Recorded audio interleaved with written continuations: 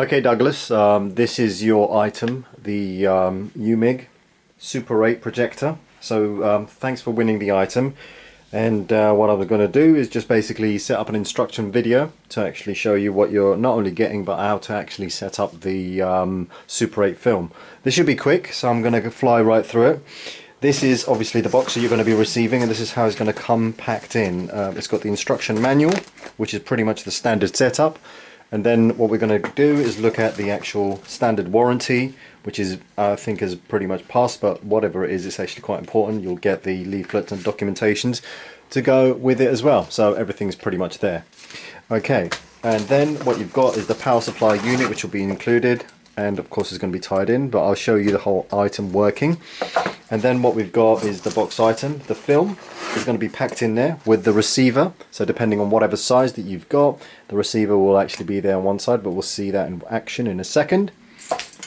Then what we've actually got is the film that comes with it. So I'm throwing this as a freebie, but it is one of those things that is actually quite necessary in order to actually make sure that the whole thing is working fine from your end. And then finally the projector itself inside the original casing. And then what happens is, it's just a matter of actually opening it up, and then the projector will be inside. Whoops, let's just make sure that's perfectly fine. So this is how the projector comes. And then I'll remove some of the dust that's on here, but that's pretty much there.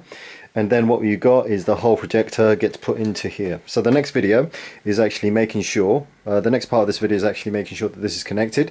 And then what will happen is I'll feed in the film. So the premise behind it is that you've got a fully functioning working piece. And what I'm going to do is make sure that this gets fed in properly. So let's go into looking at the content.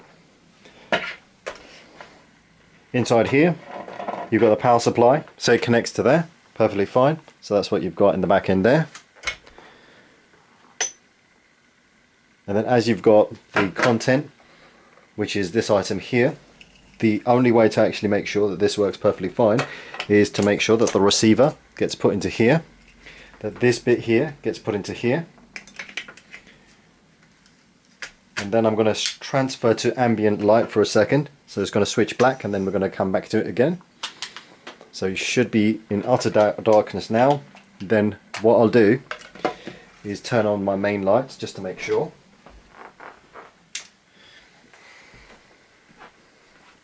So what we have here at this stage is the camera is powered up. This is the power supply connecting to it for now. And then what we'll do is actually put the image into feed. So this is the bit where we have to concentrate on it, is the camera, the projector, should be feeding in quite nicely. So I'll zoom into that section right there. So give me one moment while I zoom in. Let's bring it down a little bit so you can have a closer look. Okay. So it's at this stage where I can swing it to this side. Now the way that this works is that you have a receiver end. So what happens is, inside this section here you have a slot that automatically feeds in. You have the angle here which automatically says okay, feed. So as you can see, the back end is turning. What happens is that is waiting to receive this, and the way that will work, and notice it's in absolute no light, no nothing at the moment. So when you turn it to here, the light starts projecting, then it speeds up. So the premise is that what you've got is this is waiting to receive the film. So this has got to be flat. The way to work out is to make sure that the holes on the camera is got holes out. So let me just show you that as a whole. Is that you've got here on this side here, the holes are on the outside. So on the outside, and then what happens is this gets automatically fed in to here. So it receives the image, the feed or the content coming into here. Once you've fed it in into a point where it stops, so you'll notice that it's actually feeding in, going into there, and then as soon as you actually switch it on, you just feed it in some more, and then it automatically starts feeding it in. Then it will go through the lens, go into here, and then you'll see it's automatically picking it up, and then it slows down to its own pace. That's when you can turn on the light. The projection comes through there, and then you can speed it up once it's found its own footing. So you can just go perfectly fine. So we'll turn it around to the wall, and then you'll be able to see the projection. So that's the projection right there. Let's zoom into it and look at the settings at the same time. So you zoom in,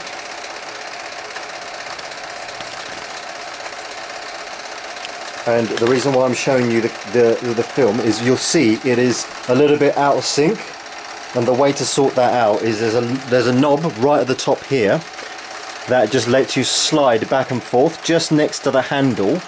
That lets you slide it, and as we're looking at it, you'll see that as I slide the knob, it will adjust the position. So down. So as I push down, now it's in line. So what we're looking at is the projector working perfectly fine, and then transmitting the film. And notice that it's actually quite slow at the moment. So what you'll find is that you can now speed it up.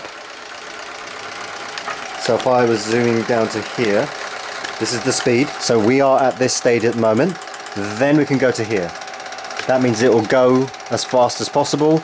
Then at this stage here, it will find its solid position and then start continuing as normal. So now it is a fully fledged running film. The reason why it does this is, the reason why there's no light is it doesn't want to burn the film. First of all, as it's feeding it in. Second of all, then when you turn it one more time, and I'll go through this, as you turn it one more time, let me just get this into position, is then it finds a position where it's transmitting the light, and then you can turn it again to the right even more, and what that will do is allow you to actually continue as normal as you see it at the moment. So let me play that through again. You've got a situation here, so let me just quickly show you the settings. This is the settings here.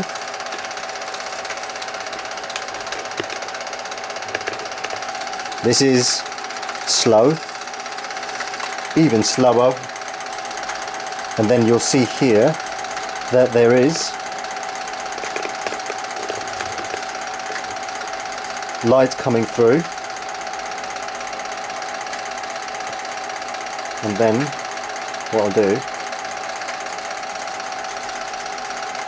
is show you that this is no light coming through. That's when you're feeding it in, and this is the stop. So when you're feeding the film, when you want the light to come through,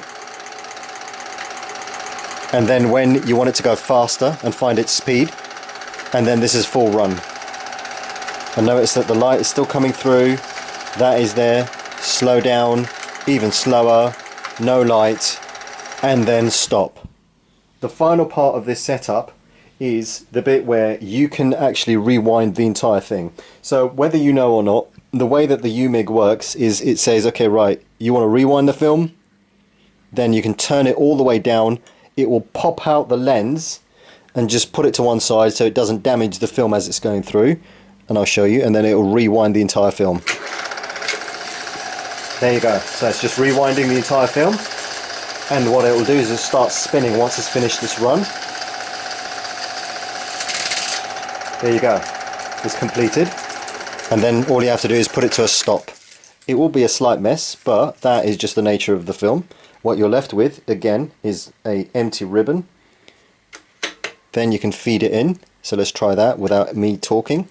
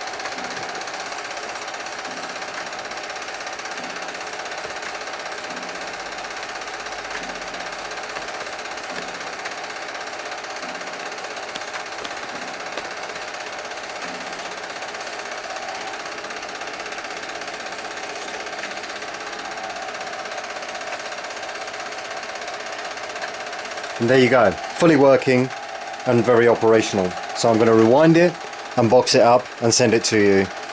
Good luck and thank you for bidding.